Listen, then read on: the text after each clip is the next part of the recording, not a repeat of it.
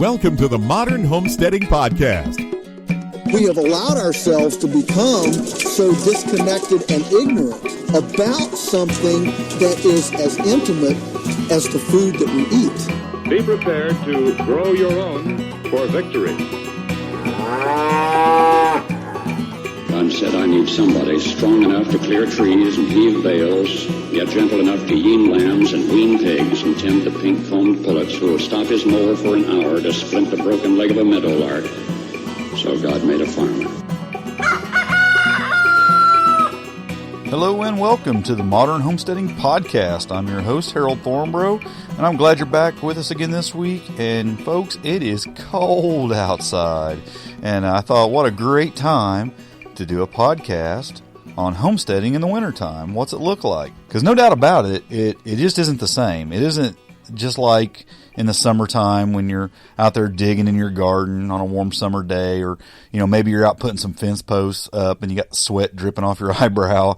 These are definitely scenes of homesteading for sure, but in the winter, homesteading looks completely different, doesn't it? So on today's podcast, we're going to discuss homesteading in the wintertime, what's different about it, and the things you can do to keep homesteading when the regular warm weather activities, they're just not an option. So what's it look like to homestead? So before we jump into that, though, let's just chat about a couple other things. I definitely want you to join the Homestead Front Porch Facebook group. If you're not a part of that yet, you would really enjoy it, I think, if you're not there already. I have some great conversations. We had a conversation just the other day about this, in fact, homesteading in the wintertime. So there's always some great threads happening in there, a lot of people helping each other out, giving each other advice, and just a great community of people. So you should go be part of the Homestead Front Porch. Just search Facebook for Homestead Front Porch, or go to the show notes for this episode, and there'll be a link in there for you just to jump on over there. And it's a closed group, but all you have to do to join is ask, and we'll get you in there.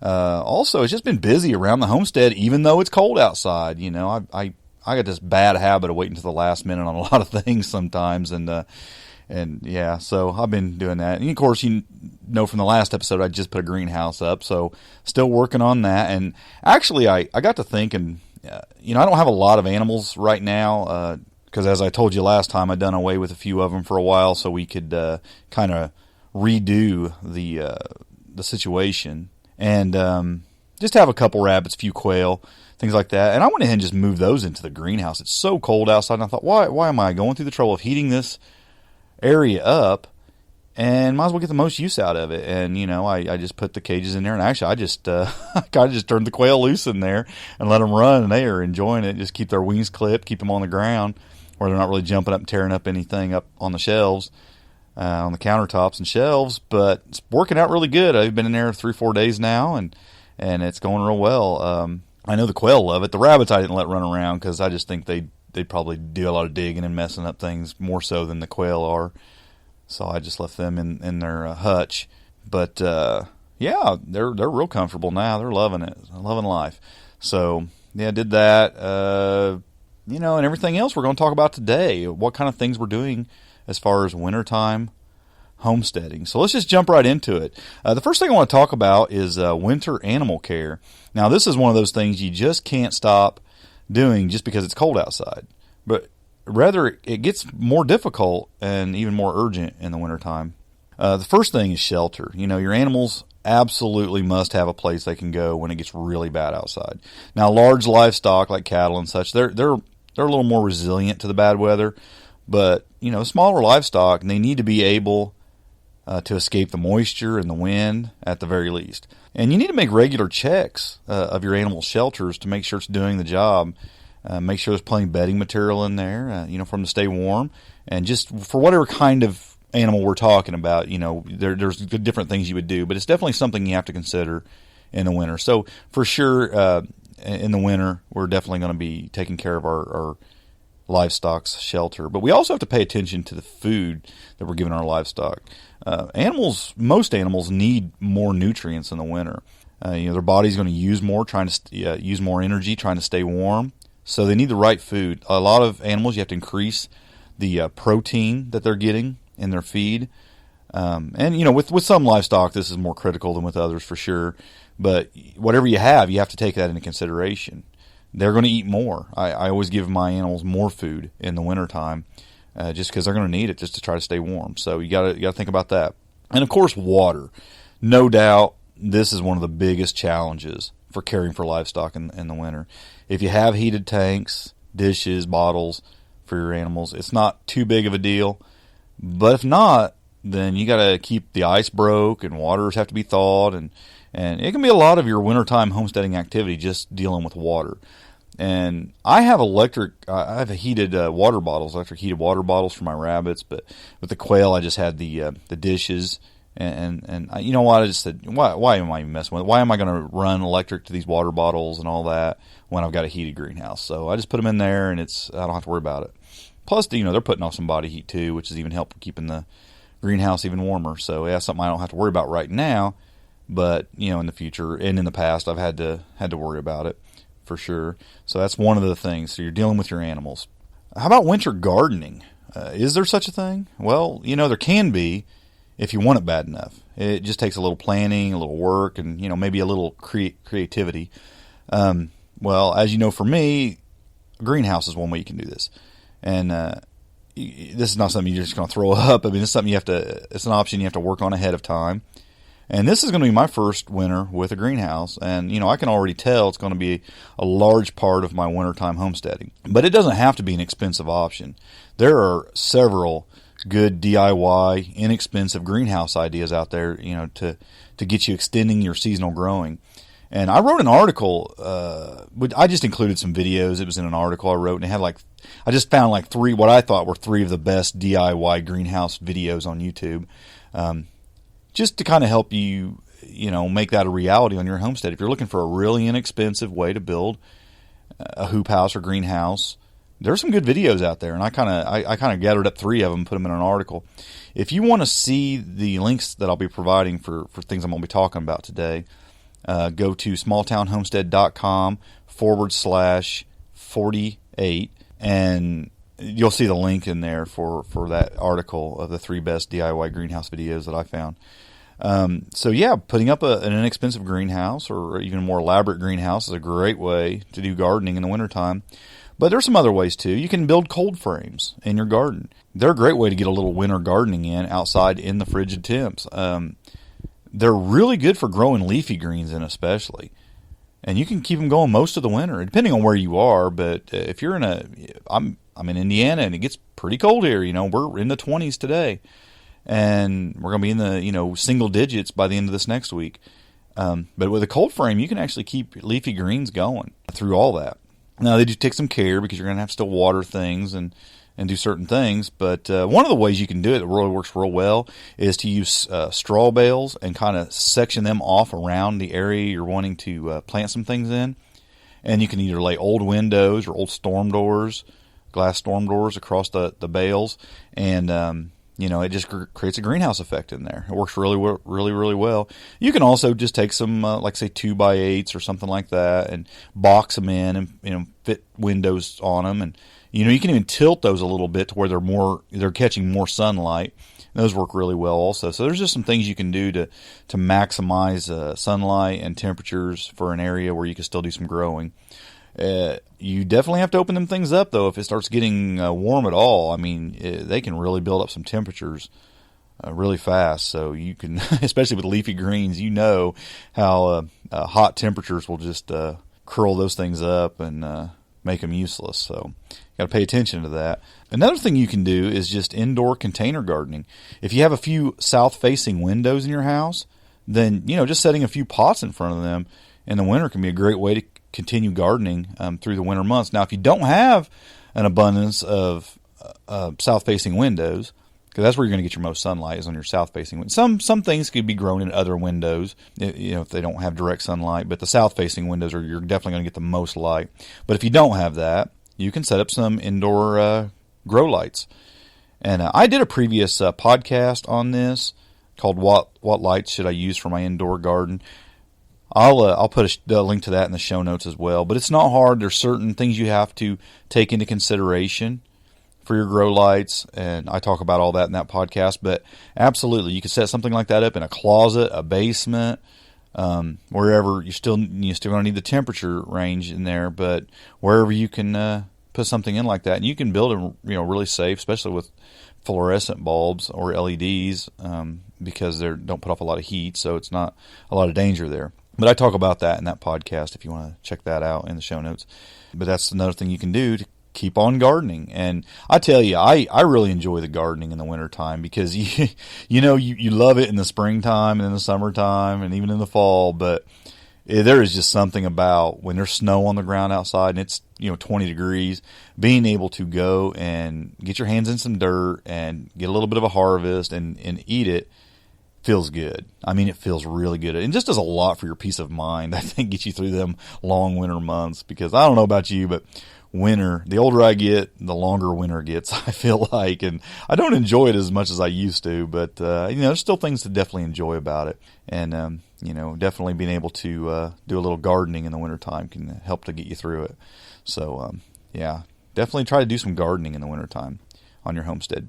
Something else you can do on your homestead in the wintertime that you may not think about is composting. Just because it's cold out doesn't mean you have to stop building soil. Wintertime is a great time to work on making compost. It just has to be done a little differently than when it's warm out. You can still do outdoor compost piles. The bacteria in compost piles, they do slow down when the temperatures drop, but with a little help, they'll continue to remain active and break down the material, and you'll end up with a really rich garden compost. Now, your compost is going to need less moisture in the winter, and really the reason for that is you need to let more oxygen in to your compost pile. Well, the water kind of forces the oxygen out because you're filling up those small spaces in the pile with moisture. So one of the ways you can do this is to tarp your compost pile in the wintertime. And this does a couple things. It does keep the moisture out, and it also holds the heat that's generated by the compost pile in. And it also creates a little bit of a solarization effect, which will help the pile get even hotter. And also you can have if you put finer shredded material in there, try to keep it under 2 inches, go ahead and run things through shredders and then build your compost pile out of that. It'll even do better to break down because it has an insulating effect. It'll help hold the heat in and help keep the heat more uniform in there, and it helps to insulate it from the outside temperature. Now, you will have to turn your compost pile when it starts getting hot, but you're going to turn it less often than in the summertime for sure. So you can still do outdoor compost piles. You just have to do a little bit more for them. A great thing you can do for composting is vermicomposting. This is a great way to compost your kitchen scraps in the winter. It can be done by just setting up some storage totes or bins. You can use the larger trash can type bins, or just some, you see these totes, especially right now, it's getting close to Christmas, and a lot of people, a lot of stores are selling those totes really cheap because people put Christmas ornaments in them. So you can buy those, get some great deals on those right now, and they make really, really good vermicompost bins. So pick up a few of those and make you a vermicompost setup. Composting with worms, it is a slower process of composting, but you know what? The end result is absolutely some of the best garden material that you could ever have. Worm castings, worm waste, it's pure garden gold, no doubt about it. It will do so much for your garden. Mostly I use it on just container gardening. I use it in the pots and things like that. I'm using it in the greenhouse now. Anything I got planted around the house or hanging outside in hanging baskets or anything like that, it's really good for those. So definitely do some vermicomposting in the wintertime. You can also just get you a compost tumbler and keep it in a garage. Those are pretty clean. I mean, some of them get a little juicy and leaky, so you might want to put a tarp down or put some cardboard under it and around it, because they do leak a little bit. They'll get a little juicy in there, putting stuff in it and tumbling it. But if you've got a place that's, you can, in a basement or a garage that's somewhat warm, man, those things work great. Again, the process is going to be a little slower if it's not warm, real warm, because you're going to have some colder temperatures, but it will work, and you just won't have to tumble it quite as often. That's the key with that. So absolutely, you can do some composting in the wintertime. And I think you should, because, that's when you're going to need it. You're going to need it fresh in the spring. You're going to have some nice big piles of compost you can just start really putting on them gardens early. So, yeah, go ahead and have you some compost going all winter long. Now, here's the thing we would mostly think about. Homesteading isn't just out in the garden or just out with the livestock. You know what? Homesteading has a household aspect to it as well. And you know what? This is a really great time of the year to focus more on the indoor homesteading activities. One that I think is one of the most important is food preparation. Cooking, baking, these things, this is some of the most important homesteading skills you can acquire, in my opinion. And I think wintertime is a great time to hone those skills. You know, we really love making bread and stuff, especially in the wintertime. Or we like to dig things out that we've frozen. You know, we've frozen a lot of berries and a lot of tomatoes. And we got a lot of things frozen. We'll dig those out. We might make some salsa or make some pies out of the berries or make some jams or jellies. It's a great time to do those things. And do some canning as well while you're doing that. So definitely food preparation is a great homesteading skill. You can even do some experimental cooking and trying some different things. It's just a great time to do that because you have more time to do that. You're in the house more, so naturally you could just spend more time in your kitchen trying some things and doing some things. And really, like I said, honing those skills, those food preparation skills. I was saying earlier, we love to make the bread. I just love to try to make all kinds of different breads. And there's some that I get on the internet and just look for bread recipes and try different ones. And there's some that are really, really easy and really, really good. And we like them a lot. How about making some herbal medicines? This is a really good time to learn how to and or make herbal medicines in the form of teas, syrups, oils, tinctures, salves. And you can just have those on store for the entire year. You know, because it's so much easier to make those things and store them than it is when you ain't got no time, but you feel like you need them in the summertime or in springtime or whatever. Make them now and just have a nice stock of those things throughout the year. I'll put a link. I mentioned it last week. Matter of fact, you can just go to last week's podcast and see a link to a book I mentioned that I just picked up on making herbal medicines. It's a great book. I'm really looking forward to getting into that a lot more this winter. I already started playing around with a few little things, and I'm going to have a lot of fun trying some of those things out. So check that out. Also, it's a great time to make homemade soaps, cleaners, and other household supplies. There are many household and personal cleaning items that can be made at home. And they are much healthier, and you know what? They're even cheaper than the store-bought items. And wintertime is a great time to make and stock up on those things as well. You can make your own shampoos, your own bar soaps, your own liquid soaps, your own laundry detergents, your own cleaners, countertop cleaners, and just whatever. I mean, there is just an abundance of things you can make for your house. And you know what? The internet's full of the directions on how to make those things. So if there's a thing you're looking for a replacement of, get on there and do a search for whatever it is that you're trying to replace in a natural way and make something that's so much healthier and so much cheaper. And you know what? A lot of times works just as good, and I've even found in a few cases works even better than the store-bought items. So check that out. It's a great time to stock up on those things, and they'll usually store. Most of those things will store for a long period of time as well. So you could definitely store up an abundance of that. Now, something I don't do, but not yet anyway, that is, but a lot of people do this, and that's crocheting, knitting, and sewing.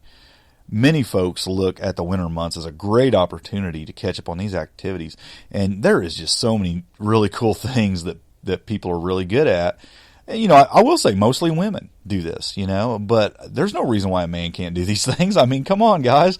I'm thinking to myself that, you know, whoever said it was a woman thing primarily. I mean, I have some basic sewing skills, and that's just because mostly I used to do a lot of upholstery in cars and things when I was like rebuilding cars and things. But as long as we say it's going in a car, I guess it makes it more manly. But there's absolutely no reason we can't take those skills and apply them to household things as well. And you know what? Crocheting, knitting, and sewing, I'm not above learning any of those things and definitely doing more of that stuff. And I actually find it kind of fascinating and seeing some of the things that people are able to make doing that. I think it's neat. And I'm thinking in the future it may be something on my list that I want to learn or even get better at. So yeah, definitely something in the wintertime that is a great activity. I know a lot of ladies that's definitely the time that they pour a lot of effort into that. Another thing that I like to do in the wintertime, because I just don't have as much time in the summertime to do it, is organizing and minimizing things in my house. It's a great time of the year to work through closets, dressers, junk drawers, and, any place else where clutter gathers, right? And just get organized and even get rid of a few things if necessary. You might even be able to pick up a few bucks selling some things on Craigslist or whatever. It is amazing. We've lived in this house for 25 years, I think. And in 25 years, you can accumulate so much stuff. And it seems like every year I'll do some decluttering and some minimizing. And I just find these things that I haven't even seen in years or messed with in years. And you can sell it, or you can throw it away, or you can give it away, whichever. Or maybe even repurpose it and make something else out of it if you're not using it.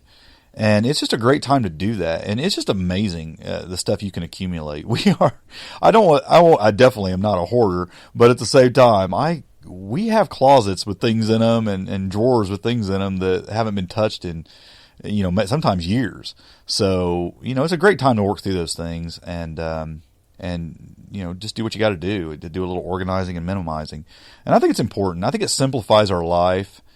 And in a lot of ways, it's just way better for us to do that. You feel better about it. I'm definitely not a minimalist. And maybe I'll have to do a whole podcast on being a minimalist versus a hoarder versus a homesteader or a prepper.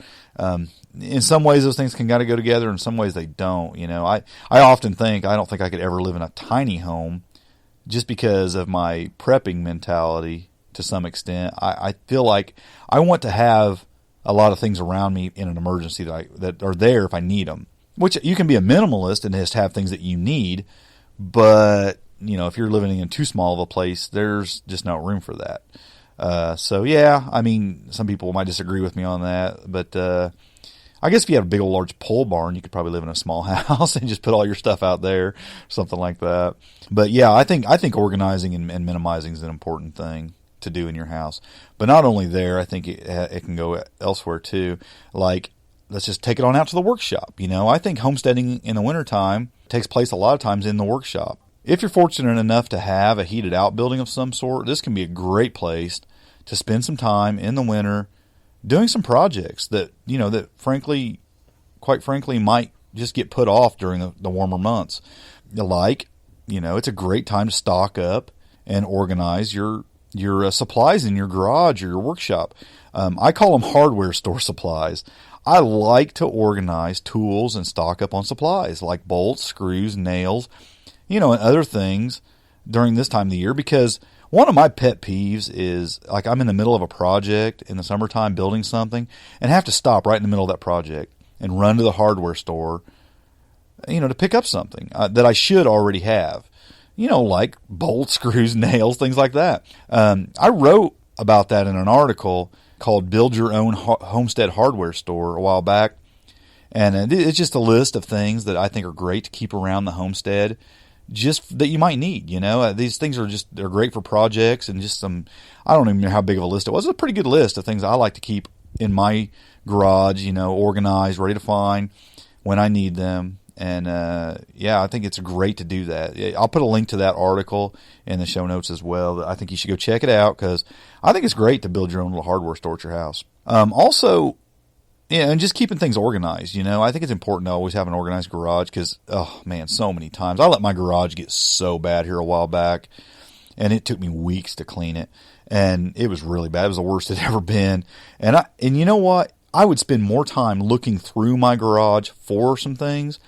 It would have been quicker for me to run to the hardware store and buy them. And you know what? I just don't want to ever let it get like that again. So organization is huge for me. And you just feel better when things are organized. You know where things are. You know what you have, right? And this is also a really great time to work on small building projects out in your workshop. I love to just fire up the wood stove out there and, just drag in some little projects. I like to build cages. I might build some cages for some animals, or I might build, put together some kind of a feeder or a water, or just work on little projects. I might build Christmas gifts or birthday gifts ahead of time for people, out of woodwork and stuff. I like to do that. It's also a great time to do repairs on things. I mean, if you've got something you can take down or carry into the workshop and repair it. I mean, hinges break or whatever. I mean, just things break. Sometimes I even do a little electrical work. Minor electrical work. I might drag some electrical thing out there and do some soldering on it or something. It's just a great time to work on things around your homestead and get them fixed back up if something hasn't been working right. So it's a great opportunity to do that. It's a great time to do equipment maintenance too, especially if you can get that equipment into the shop. If you have a large shop that you can get a tractor or lawnmower or something like that in there and work on it, that's a great time to do that. It's a great time to service your equipment. Again, lawnmowers, trimmers, chainsaws, just a few of the things that, they need to have regular maintenance. But you know what? Who has time for that in the summertime, right? I admit things get neglected in those busy months sometimes, and this is a great time to drag them in there and change the oil, put some spark plugs in them, do whatever, grease things up, and you just generally get things running better, so do that maintenance or, change out some gas or whatever you want to do, but it's a great time to clean things up and make them work better. I also, in the wintertime, I think it's a great time to work on basic preparedness. Now, I'm not talking about, prepping for the apocalypse here. I'm just talking about being even more prepared than you already are. Because everybody could be a little bit more prepared. And by prepared, I mean just be prepared for whatever may come your way. A job loss or bad weather, whatever. Just, I think there are things you can do to be better off prepared. Now, can you be prepared for everything? Probably not. But you can be prepared for most things. And I think food storage is a huge thing in that. And this is a great time to work on your food storage. As much as I see the importance of healthy eating, of good organically grown foods, and you know how I feel about that. I mean, my health is changed a lot because of eating better. Eating in general is more important than having nothing to eat. So I do believe this is a great time to stock up on emergency foods, such as store-bought canned foods and things like beans and lentils and things like that. If you can't grow enough to keep a massive amount of that stored, like I'm talking like a 6-month supply of those things, then you should go out and buy some. Pick up a few extra cans here and there at the store and try to build up your food preps. I also think water storage is really important. I think it's real important to have like an outdoor rainwater collection system. I have a pond that collects rainwater. I have a rainwater collection in my greenhouse now, and I'm going to be putting one in the livestock area that I'm building my lean-to for my animals this next spring. But I also think it's a really good idea to just have a lot of jugs filled with water in your house. I like to just save milk jugs, tea jugs, things like that, whatever I'm drinking, and we wash them out real good. I might drop a couple drops of bleach in there, swish it out real good, get the smell out, rinse it out really good, and fill it up with tap water. And you can use these for anything. You think, well, tap water is still going to have, like the chlorine, things like that, or whatever's in there. Maybe you want more purified water. But I just think it's great water to have on hand because you know what? You may just need to flush your toilet, or you may just, need to clean something. And it's great to have water. If your water was shut down for weeks, you can flush a toilet just by pouring water down it, and it'll flush. So as long as you have some water on hand. So I keep a lot of jugs of water. It'd almost be embarrassing for me to say how many, but I put them everywhere. I got them down in my basement, stacked up. I've got them under some beds. I got them on some shelves. I got them in the bottoms of a few closets. We have a lot of jugs of water around here, but I think it's great to have. And I have used those. I didn't have to use them, but I do use them occasionally and refill them, put them up. And you might get a leaky one every once in a while. So you want to put them in places where if they're going to leak, they're not going to do any damage if something busts or something like that. But yeah, store up some water. I think it's a great idea. And, you just never know when you're going to need that if something was to happen and you'd need that water. Also, it's a great time to focus on backup power. Maybe putting in a backup power source like a battery bank. Be a good time to work on that. You're indoors, you're putting it in your basement or something, or in a garage, and you can start collecting the items to put that together. So it's a great time to do that. It's not a really good time to be out putting up solar or putting up a windmill or something like that for backup power, but you could definitely build your battery bank this time of the year and it'd be good for that. I think it's real important to think a lot about, and going into this weather, you should probably already have these things, but emergency heat and light are real important. Having a way to provide this is crucial, I think, in an emergency. And, there's a lot of options on where you can go with that. And rather than discuss all the ways you could have emergency heat and light, I'll just say that this is a great time to work on that, whichever way you go. For us, just having some candles, some oil lamps, kerosene heaters, that's a great backup, for heat and light. I love my oil lamps. You can almost heat a house and light your house up with oil lamps. We have several just oil lamps, and we just set them all. If the power goes out, we'll set one in every room. And you know what? You almost don't even need, our house is so well insulated, we almost don't even need to have any kind of backup heat. Because believe it or not, those oil lamps put off a lot of heat, and they'll keep your house pretty warm. It just depends on how cold it is outside, but you can actually generate a lot of heat with those, but also have some backup heat. If you have wood stove or fireplace, you already have that. But if you don't, you might want to look into, maybe some kerosene heaters or something. Or maybe a small propane heater, something like that you can bring in a house and use. So those are great things to think about when it comes to basic preparedness in the wintertime. I think it's a really, really good time of the year. This is a good thing to do any time of the year. But in the wintertime, you have more time for this. And that's focusing on homestead education and planning. You know what? There's a million things you can learn about homesteading that'll make your homestead better, and it'll help you be more self-sufficient, more self-reliant. And winter is a great time to focus on those things. It's a great time to catch up on reading. There's so many great books. There's so many great magazines, blog posts, and there's just so little time to read them. Until now, that is. For sure, you do have, it gets dark early, you're in the house. It's a great time, especially if you can cut off the TV for a while. It's a great time to take advantage of a little downtime and do some reading. It's also a great time to take a course. Many extension offices and local universities offer homesteading related courses that can be taken this time of the year. There are also an endless number of very good online courses that you could take on just about anything you want to know. So it's a great time to do that. It's a great time to think about laying out your homestead plans, planning your garden. What are you going to add to your homestead in the upcoming months? What income streams will you consider? What are you going to do different next year that you did this year? These are all things you can work out now and start planning on for the next spring. And for me, I like to, if I got some plans, I might start purchasing material. That way I'm not coming out of pocket with a lot of money all at once, in the springtime. I might start buying some lumber and stacking it in my garage, or I might, start buying some materials to do something with. And if you can make those plans early, you can go ahead and start spreading out the expense a little bit, and it really does help. So those are some great things I think you can do in the wintertime for your homestead. And one of the something, I'm sitting here naming all these activities, but something you just have to consider is in the winter, I think it's important to just to relax a little bit and rest. Let's not forget that this is one of the most important homesteading activities of all, right? It's just so nice, isn't it, to kick back in front of a fire and look at seed catalogs and dream about your garden in the spring. It's a great time to go do some things with the family. It's a great time to go out and play in the snow, It's just, fellas, grab your wife, take her outside and build a snowman, or your kids, or whatever. You know what? It's a great time of the year to do those things. Go sledding. It's fun. It really is. Sometimes you just forget how fun it is. When you was a kid, you did those things every winter. I used to love it when it snowed when I was a winter. Man, we'd grab our sleds and head to the hill, or, do all kinds of crazy things.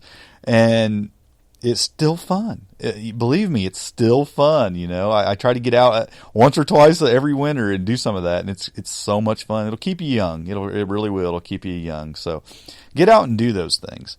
I think it'll do a lot to get you through the winter, help you enjoy your winter, and it'll help you enjoy homesteading in the wintertime all that much more. But just do some relaxing. And it's a great time to catch up on sleep. It's a great time to just enjoy it a little bit. I mean, for sure, there's things in the winter that are hard to enjoy when you have to go out in the frigid temps and do a job and you can't feel your fingers. And, we've all been there.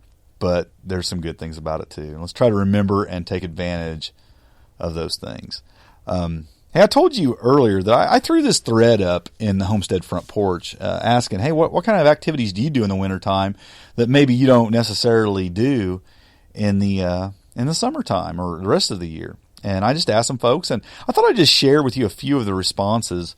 Also, if you want to read these, they're in the show notes. I copied a lot of that thread and just put it in the show notes of this episode. And some of the things that some of the folks were saying, see, Ruth said she likes to quilt, make soups and stews, of course, shoveling snow, reading seed catalogs, as we just talked about. And she says she likes to wish for a few more acres. Yeah, don't we all? Jessica says reading up, seed saving, sheet mulching before a true freeze. So definitely some things you can do. Rachel. This is Rachel, who we had on the podcast here not too long ago, Rachel Jameson. Fodder and sprouts for chickens. She likes to do that, grow those. Shovel. She's talking about how a snowstorm was supposed to be hitting her area that night. So 14 inches they were getting. So she, of course, she's thinking about this right now for sure. Loves to do crafts, study, deep cleaning the house, sharpening tools. And working on the handles of the tools. I think that's important too. That's a good one. Steve says, Steve also was on the podcast, I pile up snow around all the fruit trees to protect their roots from the cold and do some pruning on those. Big cleanups. And he says they're going to start lambing in a month. So, yeah, those are definitely some work to do on his homestead for sure. Another, Crystal says shoveling, splitting kindling, knitting, reading, and switching out water for animals. A lot of the things we talked about today. So, yeah. Mike says, this winter I want to assemble my bee frames and make up some more boxes to expand our hives. That's great. I think it's a great time. Again, those building projects, building some beehives, I think it's a great time to do that. He also plans to make a pair of moccasins for his newborn daughter. Congratulations, Mike, for Christmas. And may try making a pair for his wife and himself. Hopefully not Christmas gift, and she's hearing this. Sorry, Mike. Baking bread is on the list, as well as baking cookies. Yeah, he's going to enjoy it. Crystal says, she mentioned earlier, she came back on the thread and said, stoking the fire at night. We are a tiny off-grid homestead. Yeah, I remember those days. I grew up and we only ever had wood heat. And, oh, man, if you didn't get up in the middle of the night and stock that fire up, guess what? You were waking up to a really cold house and some really cold porcelain, if you know what I mean. Chastity says she likes to sit by the fire. She doesn't like the cold at all. Mandy, research, learning, planning, practicing other skills. Lynn says wintertime is knitting and crochet time. Amy Beth says canning and sewing. Jamie says that she loves all these great activities, but her main chore is keeping fresh water for all the birds. And she's hoping her husband's supposed to go out and put some heat tape on some of the water jugs.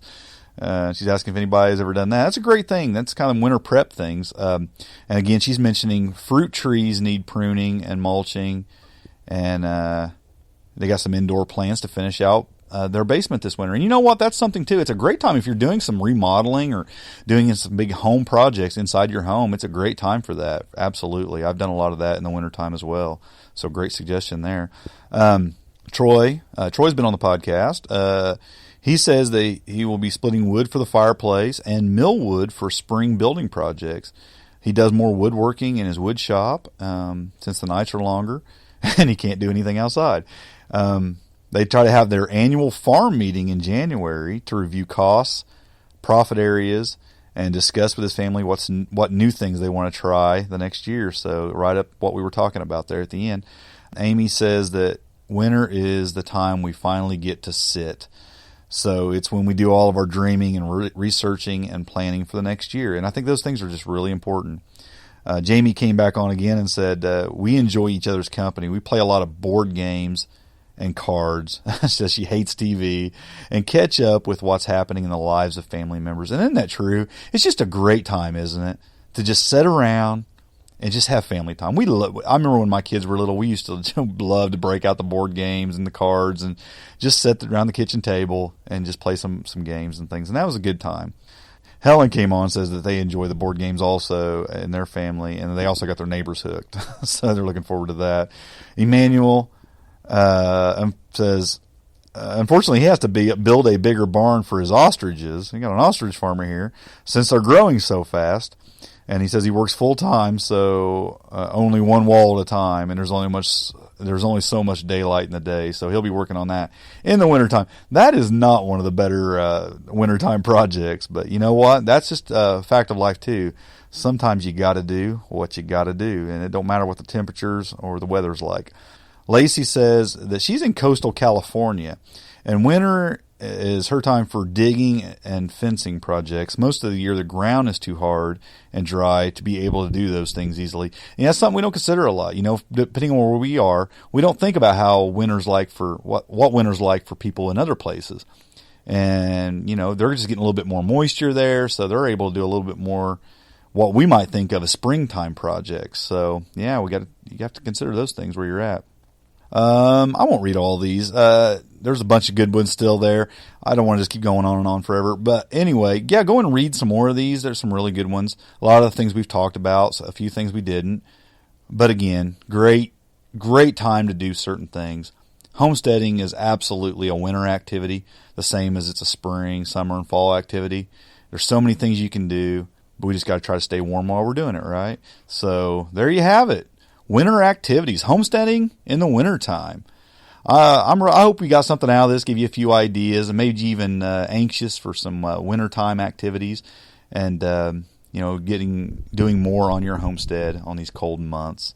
Again, join the Homestead Front Porch Facebook group. Really want you to come on in there and enjoy the great conversations we're having. Also, if you get a chance, if you haven't done so already, we've been getting some iTunes reviews here recently. I always love seeing that. Jump on iTunes and leave us a review if you can. If you don't know how to do that, there's always a link in the bottom of the show notes where you can click on that and it'll tell you how to leave an iTunes review. It helps us. It helps us get a little exposure in iTunes and jump us up in the rankings a little bit, I think. And help more people get on board with homesteading. Something I wanted to tell you about that I just found out yesterday, actually, and I posted this in the Homestead Front Porch, was our local public library started a seed library, which I found absolutely fascinating. I just grabbed the brochure here and I was looking at it.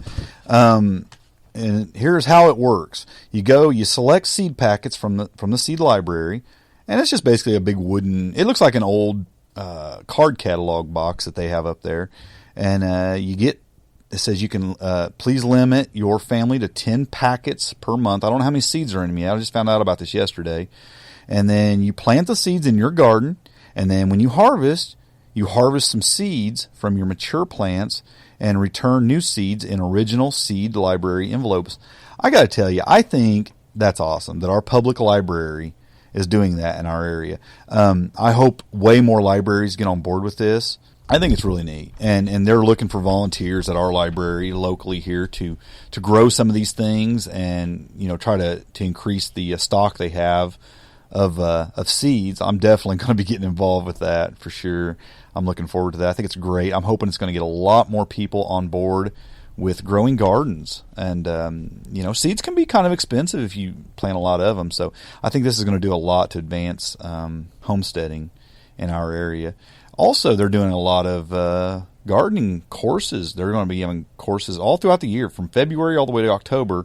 They have a whole list of monthly courses they're going to be doing. They're going to be covering permaculture, native plants, pest disease control, weeding, pruning, composting, growing herbs, attracting pollinators, water gardens, just a whole bunch of stuff. And I'm just tickled to see this coming into our public library, because I feel like sometimes our area hasn't been real open to the idea of homesteading. I mean, there's always, you have homesteaders everywhere, but it just seems like our town hasn't been super friendly towards, especially urban homesteading of any kind. And it seems like they're starting to come around, and I'm real excited to see that. I'm excited to see our library getting on board here. If you live in an area, you might want to check with your local library and see if they do that. And if they don't, you might talk to them about that. And I'd be happy to if you get a hold of me, I could send you a link to our public library and the information on it about what they're doing, and you could give that information to your public library, and maybe they'd want to get something started like that. I think it's absolutely fantastic, and I think it's going to be just really great for our community. So I wanted to tell you about that and encourage you to maybe try to get your community library, public library on board with something like that. So anyway, I hope you enjoyed this episode. I hope it gave you some great ideas. And folks, I'm really glad you joined us again this week. Go check out the website, smalltownhomestead.com, and all the great articles and other podcasts there. And hey, until next week, happy homesteading and God bless. Thanks for listening. To see the show notes for this podcast or listen to other podcast episodes, go to smalltownhomestead.com. There you can also read our blog, connect with us on Facebook, Twitter, and Google+, and take advantage of the many resources we make available to help you along in your homesteading journey. Please share this podcast and help us to carry out our mission of helping others to homestead today for a better tomorrow.